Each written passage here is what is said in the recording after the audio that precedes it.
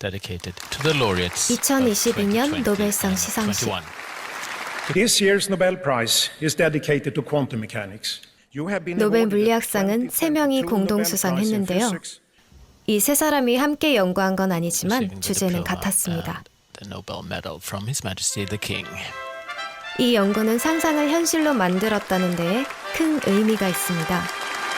They received the prize for experiments with entangled photons, establishing the violation of Bell inequalities and pioneering quantum information science.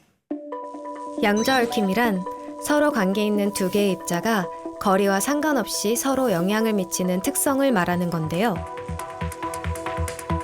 앞으로 다가올 미래는 양자정보 과학의 시대라고들 합니다. 이 과학의 핵심 개념 중 하나가 양자 얽힘인데요. 한평생을 이 연구에 매달려 2022년 노벨 물리학상을 수상한 미국 물리학자 존 F. 클라우저 박사. 그는 이 양자 얽힘에 대해 어떻게 생각할까요? Arrangements, and I have a paper in here which I think explains some of the difficulties of quantum mechanics associated with entanglement. An important one that is thrown about is from quantum information, quantum computing. In quantum computing, one has these qubits, these quantum mechanical bits. One could put a lot of these qubits in the same box, then could all be entangled with each other. 클라우저가 연구한 양자 얽힘이 오랫동안 학계에서 인정받는 이유는 미래의 기술인 양자 컴퓨터를 움직이는 핵심 원리이기 때문인데요. That it can solve additional problems, much in theory, problems that would take an impossibly long time on a normal computer. 현재 인류가 고민하는 수많은 난제를 단 몇 초 만에 해결할 수 있다는 양자 컴퓨터.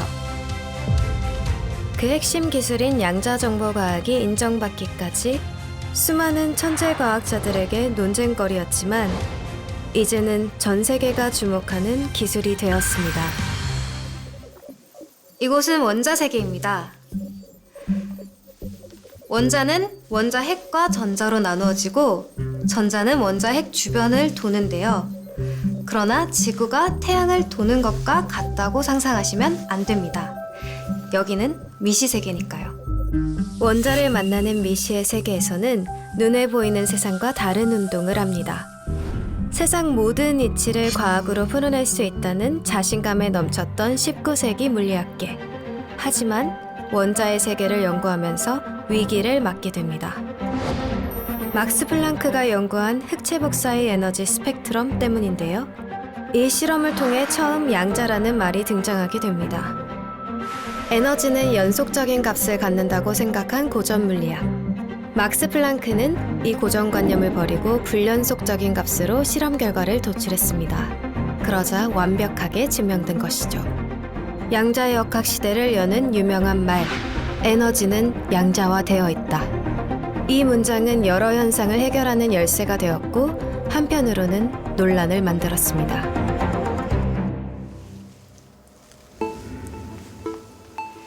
이 사진을 혹시 보신 적이 있으신가요?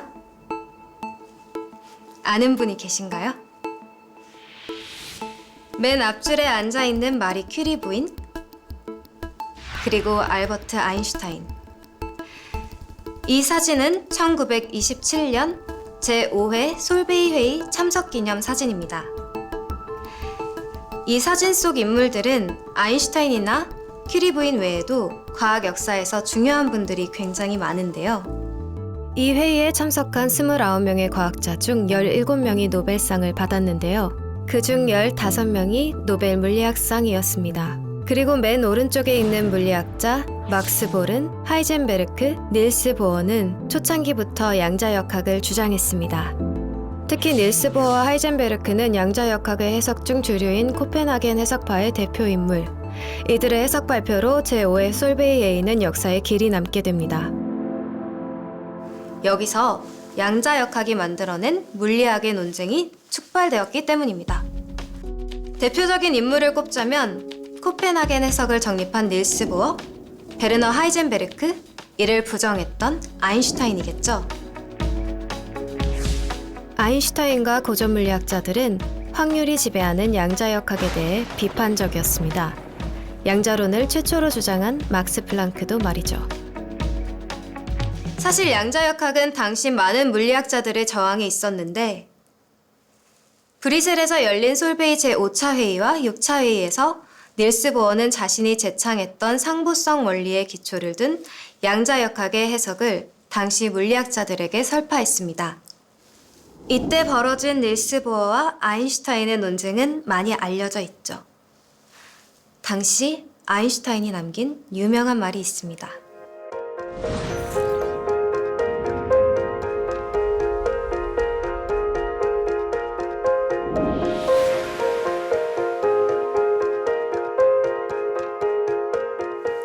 결정론적 사고를 기반으로 상대성 이론을 도입한 아인슈타인은 확률적으로 결정되는 양자역학이 마음에 들지 않았던 건 아닐까요? 1927년 전자빔을 발사하는 이중슬릿 실험이 진행되었습니다. 입자인 전자가 빛과 같은 무늬를 만들었습니다. 고전 물리학을 기반으로 설계된 이 실험은 양자역학의 현상인 중첩을 설명하는 중요한 실험이 되었습니다. 전자에 대한 유명한 실험 공간입니다.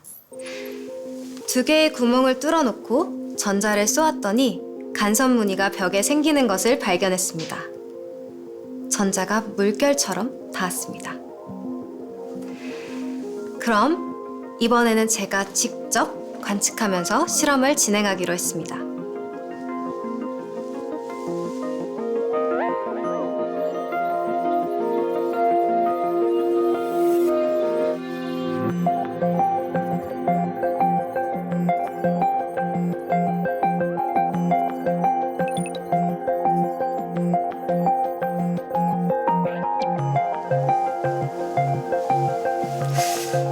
이상하게도 제가 관측을 하니까 아까와는 다르게 벽에는 두 개의 줄무늬가 생겼습니다. 입자처럼 구멍으로 통과해서 부딪힌 거죠. 이 실험은 1927년 전자의 입자성과 파동성이 동시에 나타날 수 있다는 것을 증명하게 해준 실험입니다. 이 실험 결과는 당시 입자와 파동을 서로 반대의 성질로 규정하면서 양립할 수 없다고 여겼던 물리학적 상식을 흔들어 놓게 되었고, 물체가 어떤 실험을 하느냐에 따라서 파동 또는 고전적 입자의 성질을 보인다고 한 닐스 보어의 말이 맞게 된 것이죠.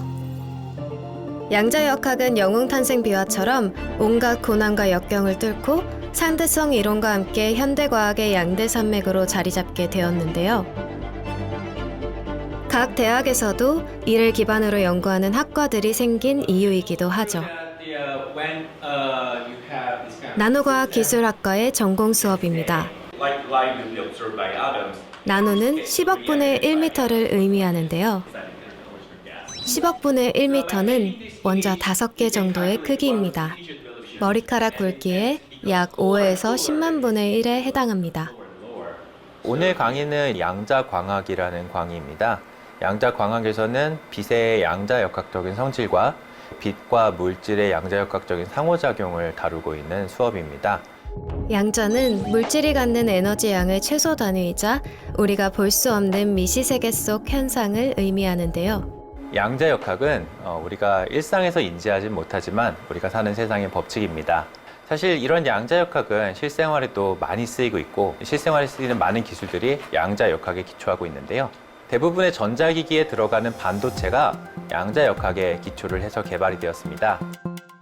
반도체는 어떤 자극을 주었을 때 전기가 통하기도 하고 아니기도 한 물질입니다. 반도체 기술이 향상되면서 다양한 품목에 적용되고 있습니다.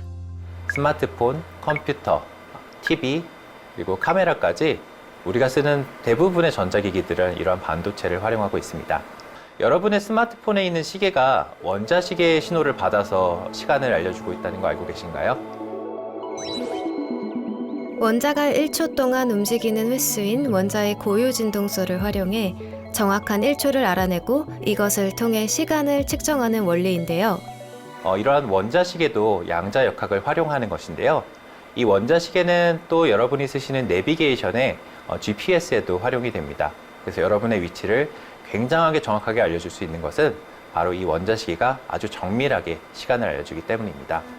뿐만 아니라 우리가 매일 입는 옷감의 원료, 화학섬유, 우리 몸속을 들여다보며 건강을 체크하는 MRI나 엑스레이 등은 양자광학을 활용했습니다. 또한 유전공학을 이용한 식재료는 물론 우리 몸속 DNA 구조를 연구하는 데에도 활용되고 있습니다. 이처럼 양자역학은 현대를 살아가는 우리들에게 없어서는 안 될 과학이자 기술이 되었습니다. 2022년 노벨 물리학상은 세 분이 공동 수상했는데요. 알랭 아스페, 존 F 클라우저, 안톤 차일링거입니다. 이 세 분은 양자얽힘이 실제하는지 실험적으로 고안하고 증명한 공을 인정받아 수상하게 되었는데요. 양자얽힘은 양자역학의 핵심 개념 중 하나입니다. 두 개의 입자가 떨어져 있을 때도 얽혀서 서로 영향을 미치는 양자의 성질을 말하는 건데요. 서로 얽히게 되면 두 개라도 마치 하나처럼 영향을 주고받는 상호작용을 갖게 된다는 것이죠. 아주 멀리 있어도. 혹시 이해되시나요? 이해가 안 돼도 괜찮습니다. 아인슈타인도 부정했으니까요. 아인슈타인은 이 얽힘 현상을 텔레파시 같은 방법으로 묶이는 먼 곳에서의 유령 같은 작용이라고 비꼬았죠. 아인슈타인은 빛보다 빠른 정보 전달이 불가능하기 때문이라고 생각했기 때문인데요. 사실 양자얽힘은 양자역학의 태동기인 20세기 초반부터 알려졌고 이것이 실제하는 것을 밝히기 위한 실험은 계속되었고 밝혀졌죠. 그런데 왜 100년이 가까이 지난 2022년 양자얽힘으로 노벨상을 수상하게 된 걸까요? 그 이유는 양자정보 과학에 있지 않을까 싶은데요. 기술 혁신을 만든 반도체, 그러나 양자정보과학기술과는 다릅니다. 반도체 안에 들어있는 전자들이 어떻게 행동하는가를 잘 들여다보면 약간 중첩 현상의 결과로 나오는 현상들이 있을 수는 있습니다. 하지만 직접적으로 중첩이나 얽힘을 이용하지는 않아요. 그거의 결과물로 나오는 어떤 현상들을 이용할 수는 있고 특히 얽힘은 전혀 이용하지 않는데 현재 양자기술이라고 하는 거는 완전히 100% 중첩과 얽힘을 완벽하게 이용을 하는 기술들이라고 보시면 되겠습니다. 하나의 입자가 두 개의 특성을 동시에 가지는 양자중첩. 양자역학 태동기인 20세기 초 실험을 통해 밝혀졌죠. 멀리 떨어져 있을 때도 얽혀서 서로 영향을 미치는 양자얽힘에 대해서는 1960년대까지 논란이 많았습니다. 이 얽힘 현상의 논란을 잠재울 만한 논문이 이론 물리학자인 존 스튜어트 벨에 의해서 1964년 발표되었는데요. 벨은 이 PR 논문에서 말하는 양자역학의 모순을 확인할 수 있는 실험이 가능하다는 걸 보여줍니다. And I specifically wrote him a letter and asked him, what do you know about the experimental evidence? And he said, I have no evidence of it. So in 1969, I picked up his paper, Bell's paper, which had just been sitting around gathering dust, and realized, this is a very important paper. 실험 결과 벨 부등식이 충족되면 아인슈타인의 주장이 맞고 반대일 때 양자얽힘이 맞게 된다는 것이죠. Bell's work, which I redid so that it would, I didn't require the impossible conditions to be produced. 1969년 클라우저 박사는 동료들과 함께 벨의 논문을 바탕으로 실제 실험을 구현했습니다. 그러나 당시 양자얽힘에 대한 연구 지원도 제대로 이루어지지 않아 고물이나 구식 장비를 사용해야 했고 월급도 모자랄 정도였다고 하는데요. When I started, everybody thought that quantum entanglement was fully understood. There was actually no reason at all to do any experiments. It was a total waste of time and money, and it was very difficult for me to get employment to do it, and or to even find hardware to do it. 클라우저 박사는 벨의 논문은 실험을 통해 구현할 가치가 충분히 있다고 판단하고 열악한 상황에서도 실험을 진행했습니다. 그리고 이 실험 장치를 통해 양자얽힘 현상을 증명하는 데 성공 후 논문을 발표합니다.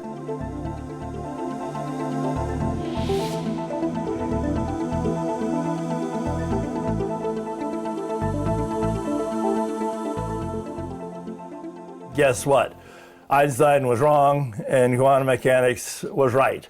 And what that meant is that entanglement, which had so far only reared its head in the spectrum of helium, this applied for very widely separated particles. This year's Nobel Prize is dedicated to 노벨상 quantum 선정 mechanics. 기준은 연구의 독창성이나 인류에 기여한 공헌입니다. 존 클라우저 박사의 양자얽힘은 미래 인류에 대한 공헌 아닐까요?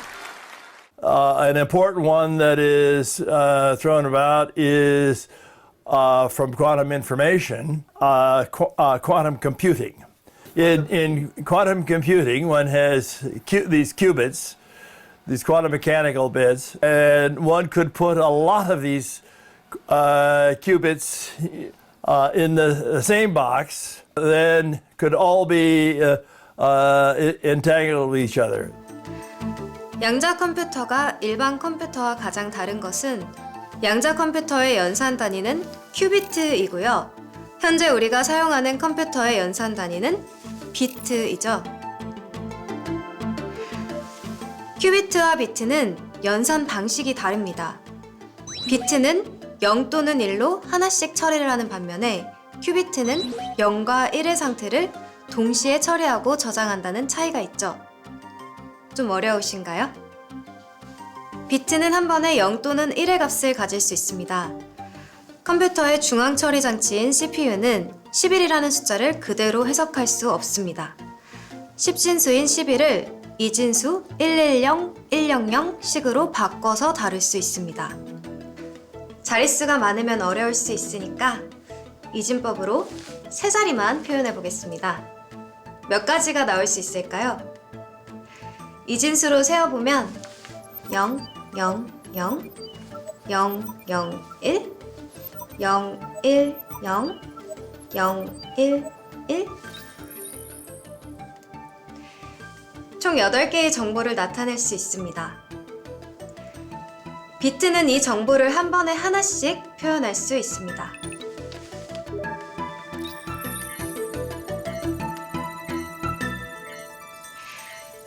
반면 큐비트는 중첩의 원리를 이용하기 때문에 이 8가지 경우의 수를 동시에 표현할 수 있다는 거죠.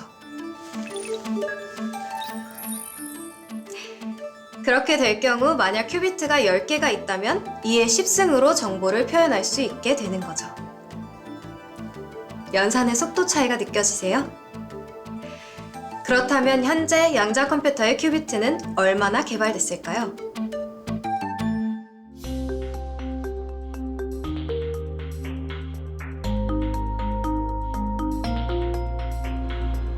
오늘은 연구실에 새로운 양자 컴퓨터가 들어오는 날입니다. 아직은 낯설은 양자 컴퓨터. 어떻게 생겼을까요? 이 투박한 장치가 양자 컴퓨터일까요? 모두들 옮기는 거 하나에도 신중을 기하는데요. 오늘 그 블루포스라는 그 냉장고라고 해야 될까요? 그 설치를 지금 준비하고 있습니다. 냉장고요? 네, 그 초전도체의 온도 그 크리티컬 템퍼러처를 맞춰주기 위해서 저희가 한 10mm 켈빈 정도의 극저온 상태가 필요하게 되는데요. 네. 그 상태를 구현하기 위해서 쓰는 장비 이름입니다. 이 연구실에서 연구 중인 양자 컴퓨터는 초전도 칩을 사용한 건데요. 자리 선정에도 예민합니다. 이거를 이쪽으로 빼서 여기다 넣을 거냐? 네, 뭐 그렇죠. 이거를 여기를 센터로 이렇게 둘 거냐는 거죠. 나는 이쪽으로 들어오는 걸 완전히 선호해요. 완전 선호. 네. 그러면은 그러면 이거를 왜냐하면 저기 양자 컴퓨터는 환경에도 영향을 받기 때문인데요. 어렵지 않게 리포할 수 있을 것 같은데. 네, 맞아요. 저 꼭대기 라인이 지금 공중 날아오는 것도 좀 부담이 되고. 맞습니다. 이 기계는 사실 절대 온도 마이너스 273도를 유지하며 양자 상태를 유지하는 냉장고입니다. 극저온 상태를 유지해줘 양자 컴퓨터 연산을 처리하는 큐비트가 들어가 잘 구동할 수 있도록 하는 아주 고가의 냉장고인 셈입니다. 양자 컴퓨터 종류가 많은데요. 저희가 이제 하고 있는 초전도 양자 컴퓨터 같은 경우를 예를 들면 그냥 칩이에요. 소자인데 그 소자를 그 안에 넣고 거기서 이제 양자역학적으로 쓰고 읽고 그거를 어떤 석으로 처리하고 하는 일들을 하는 거죠. 온도가 낮아야 그런 일들을 하는데 잡음이 안 끼어서 오류도 적고 그렇기 때문에 온도를 낮춘다고 생각하시면 되겠습니다. 4개 이상의 초전도 큐비트가 들어가 마이너스 273도 극저온 상태에서 가동될 예정입니다. 하나, 둘, 셋. 초전도 프로세서로 만들어진 큐비트가 들어가는 내부가 공개되는 순간입니다.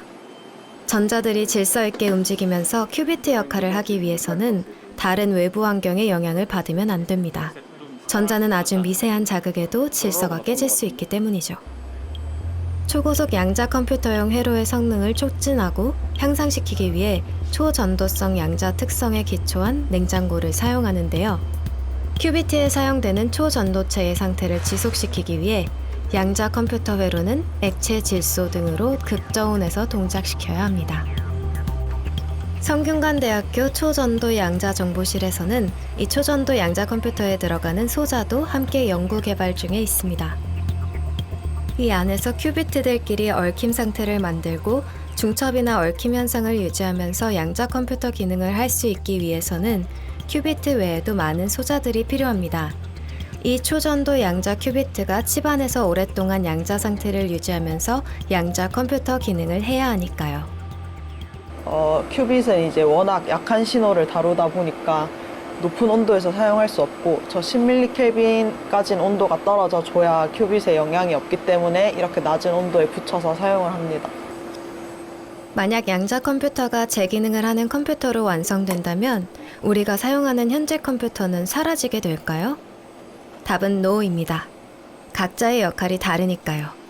하지만 양자 컴퓨터 개발이 본격화된 이유는 분명히 있습니다. 94년도에 양자 컴퓨터를 만들면 세상 암호가 다 깨져요 하는 쇼어 알고리즘이 발표되면서 90년대 말부터 이제 양자 컴퓨터를 직접 만들어야 되는 동기가 굉장히 강해졌죠. 현재 대부분의 암호 체계는 공개키 암호 방식으로 현재의 컴퓨터로 해독하려면 100만 년이 걸리기 때문에 안전한 암호로 여겨졌습니다. 그러나 1994년 피터 쇼어가 발표한 알고리즘에 의하면 양자 컴퓨터로는 현재 암호 방식이 단 1초에 해독될 수 있다는 것이었습니다. 양자 컴퓨터에 관심을 갖게 된 이유는 또 있습니다. 18개월마다 그 반도체 칩의 성능이 2배로 향상된다는 그런 무어의 법칙이 수십 년간 통용되어 왔습니다. 그러나 그런 반도체 칩을 이용한 기존의 디지털 컴퓨터의 성능 향상 속도가 매우 느려졌습니다. 그렇기 때문에 그런 걸 사용하지 않고 하는 양자 컴퓨터가 더욱 각광을 받게 된 것입니다.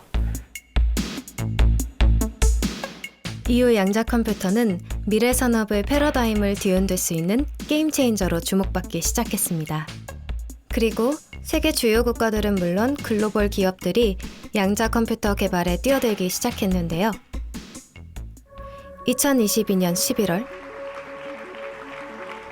IBM은 433큐비트 프로세서를 발표했습니다.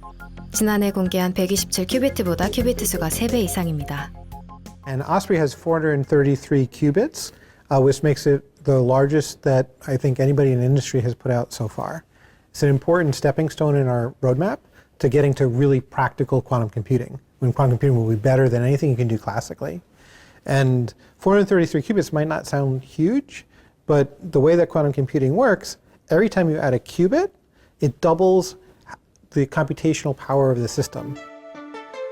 이론상으로는 처음 세상에 나온 53개의 큐비트만으로도 기존 컴퓨터에서 약 1만 년 걸리는 연산 문제를 단 200초 만에 풀 수 있을 정도인데요.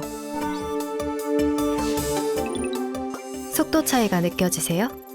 이런 연산 처리 능력은 많은 문제를 해결할 수 있다고 하는데요. It's also able to simulate nature and natural systems. So not only are we going to be able to find the most optimized problem, we're also going to be able to simulate these natural phenomenons and as a result be able to recognize new materials, develop new personalized medicines and that sort of thing too. So there's 금융산업의 경우 투자 포트폴리오 최적화는 물론 리스크 관리, 유통 전반에 걸친 대량의 데이터 정리와 상품을 안전하게 이동하는 문제, 코로나19와 같은 신종 바이러스에 대처하는 신약 개발 물질 발견, 자동차인 미래 기술에 적용될 것으로 기대하고 있습니다. 뿐만 아니라 해킹 염려가 전혀 없는 새로운 안보 체계도 기대하는 부분입니다. So there's the reason why we put out a very detailed roadmap because there's so much hype. You know, it's such an exciting field. It's like sci-fi to come to life. It's like almost impossible to not get excited about it. And some people are like a little overly excited about it. So we, like I said before, you know, quantum computers today, they're real, but they're not better than classical yet, right? But we wanted to put a roadmap of what it takes to get there, and very clearly, year by year, lay out the steps to show how quickly we're making progress, and to be able to, for people to look and say, did you make progress or not? 양자 컴퓨터가 우리 눈앞에 구현되기 위해서는 큐비트 개발 외에도 해결해야 할 과제가 많은데요. 큐비트가 온전히 양자역학적 성질을 가질 수 있는 환경을 조성하는 것은 매우 어려운 일입니다. 듀크대 물리학과 교수이자 아이온큐 공동 창업자인 김정상 교수. 그가 개발하는 양자 컴퓨터의 큐비트 프로세서는 글로벌 기업 방식과 다릅니다. 초전도 IC 칩을 이용한 양자 컴퓨터가 아닌 이온 트랩 방식인데요. 근데 그러한 그 중첩 상태, 그다음에 얽힘 상태 이런 것들을 잘 표현할 수 있는 아이디어란 가장 이상적인 디바이스들 찾아보면 제가 깊이 생각해 본 결과 정답은 원자입니다. 그래서 이제 진공 속에서 그 전하를 활용해서 이 원자들을 잡아서 가둬두면은 얘네들이 굉장히 오랫동안 어떻게 보면 몇 달씩 가만히 있을 수가 있어요. 아이온큐의 큐비트 시스템은 원자를 이온으로 바꿔 트랩 속에 고정하는 것인데요. 원자 시계에 사용하는 특별한 원자를 활용합니다. 상온에서도 아무 문제 없이 할 수가 있는데 지금 저희가 여기 듀크 대학에서 연구를 하고 있는 걸 보면 우리가 진공의 그 강도를 훨씬 높여주면 고립을 훨씬 잘할 수가 있거든요. 근데 어떤 현상이 일어나면 우리가 주변 온도를 낮춰주면 진공이 좋아집니다. That's just between here and here. 양자 컴퓨터의 시대는 머지않았다고 전문가들은 말합니다. 이제 양자 컴퓨터를 완성하기 위해 준비해야 하는 건 무엇일까요? 한국과학기술연구원 양자정보연구단. 이 연구단에서는 양자 소재부터 양자 컴퓨팅과 같은 시스템에 이르기까지 원천 기술 확보에 매진하고 있습니다. 특히 연구단에서 개발하는 큐비트 프로세서는 상온에서 구동 가능한 양자 컴퓨터 원천 기술입니다. 일반인 분들이 가장 쉽게 생각하는 것은 큐빅 개수입니다. 왜냐면 그냥 개수만 비교하면 되거든요. 근데 사실은 또 하나의 가장 또 중요한 흐름 중에 하나가 뭐냐면 얼마나 오류가 없는, 그러니까 에러가 없는 큐빗을 만드느냐, 이것도 굉장히 큰 관건입니다. 그래서 그런 에러가 있으면 계산기의 성능으로 볼 때 굉장히 치명적인 오류이기 때문에 그 에러를 없애기 위한 연구가 굉장히 많이 진행이 되고 있습니다. 국내 최초이자 세계에서 두 번째로 다이아몬드를 이용한 양자 컴퓨터를 개발했는데요. 이곳에서 개발한 양자 컴퓨터는 초전도 큐비트 프로세서로 만든 양자 컴퓨터의 단점을 보완한 것입니다. 다이아몬드를 활용해 상온에서 구동할 수 있는 2큐비트 양자 컴퓨터입니다.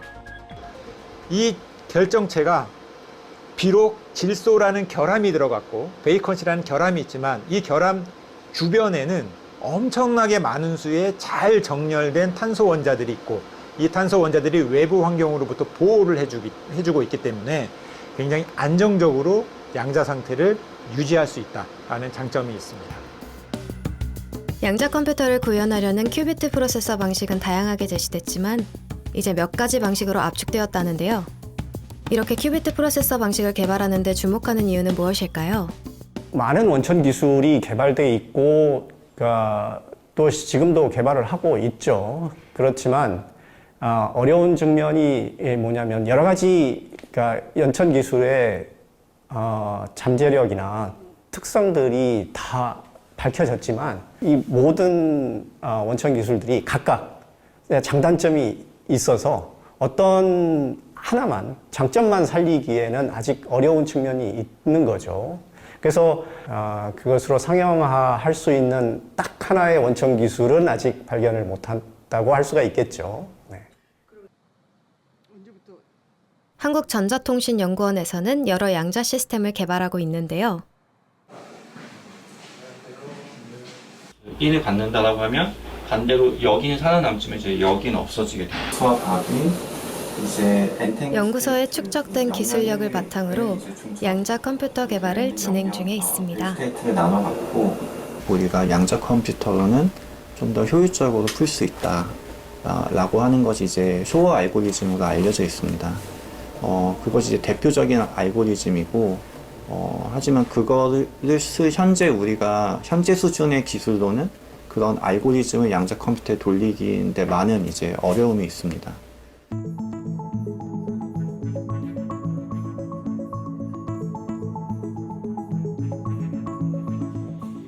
어떤 큐비트 프로세서가 제일 먼저 쇼어 알고리즘을 풀 수 있을까요?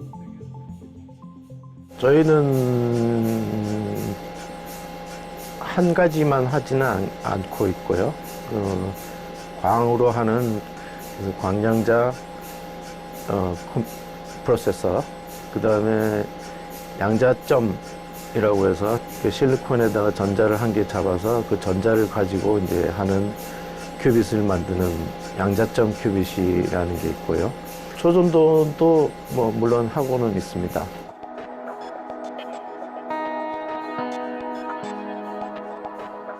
양자기술연구단에서는 3가지 큐비트 프로세서를 개발 중인데요. 큐비트 수는 아직 많지 않은 상황입니다. 3가지를 다 하는 이유가 큐빗 숫자를 늘리는 것도 굉장히 중요한데, 그렇지만 큐빗의 성능을 높이는 것도 더 중요합니다. 그래서 저희가 숫자는 작지만은 성능을 높이는 방법이 뭐 있겠느냐, 이런 것들에 대해서도 열심히 쳐다보고 있습니다.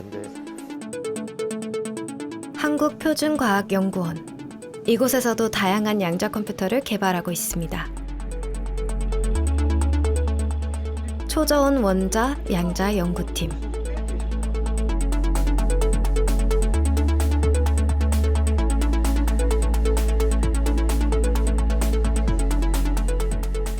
이 연구팀의 경우 중성 원자를 이용한 큐비트 시스템을 개발하고 있는데요. 초전도체 양자 컴퓨터, 이온 트랩 양자 컴퓨터 등 다른 양자 컴퓨터와 시스템이 다릅니다. 중성 원자 같은 경우는 원자를 큐비트로 이용하기 때문에 저희들 큐비트를 따로 만들 필요가 없어요. 원자는 사실 자연상에 많이 존재하거든요. 그런 것들을 저희들이 갖다 쓰는 거기 때문에 초기에 큐비트 개수가 1000개, 10,000개 막 이상이 돼요. 이 중성 원자 양자 컴퓨터는 큐비트가 다른 프로세서보다 오래 지속되는 장점을 가지고 있는데 차이점이 있습니다. 저희가 풀고자 하는 거는 많은 수의 변수가 있는 문제들을 저희 플랫폼 같은 경우는 잘 풀 수 있다는 거지. 예를 들어서 그러니까 쇼 알고리즘 같은 경우는 소인수분해하는 알고리즘인데 그런 것들은 저희 컴퓨팅 시스템으로는 거의 이루기는 어려울 거예요. 어떤 한 플랫폼이 가지고 모든 걸 할 수 있지는 지금 못하거든요. 그러니까 다양한 플랫폼을 개발해서 그 플랫폼들이 잘 풀 수 있는 최적화된 문제 풀들이 있어요. 그런 풀들이 사실 하나로 다 하면 좋겠지만 목적이 다 서로 다르기 때문에 그게 바로 여러 플랫폼을 다양하게 저희들이 연구하고 있는 이유예요. 이미 시작된 2차 양자혁명 시대. 양자 컴퓨터의 원천 기술 확보와 양자 컴퓨터 개발을 위해 국가적인 차원에서 엄청난 금액의 투자가 이루어지고 있습니다. Country, if we talk about country level, there's millions of dollars being pumped into quantum computing right now because, again, of its potential at this particular point in time and the ability to stay ahead of the game with regards to where other countries might be in their developmental stage. 2030년까지 양자 컴퓨터 시장 성장률은 매년 40% 이상이 될 거라고 하는데요. 미래의 핵심 기술이 양자 컴퓨터라는 의미 아닐까요?